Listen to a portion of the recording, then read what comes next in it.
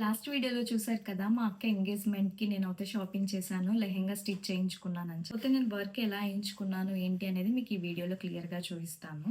ఇలా జర్దోజీ వర్క్ అయితే ఏయించుకున్నానన్నమాట. చాలా సింపుల్‌గానే ఇక్కడ మధ్య మధ్యలో అంతా ఫ్లవర్ బూటీస్ అయితే వస్తాయి. ఫ్రంట్ నెక్ ప్యాటర్న్ అయితే ఇది హార్ట్ నెక్ అయితే పెట్టేసుకున్నాను. అండ్ బ్యాక్ వచ్చేసి ఇలా వస్తదన్నమాట. ఇది బ్లౌజ్ మీకు దగ్గర నుండి కూడా చూపిస్తాను. ఫ్యాబ్రిక్ తీసుకొని మగ్గం వర్క్ వేయించుకోవాలి అని ఉండింది.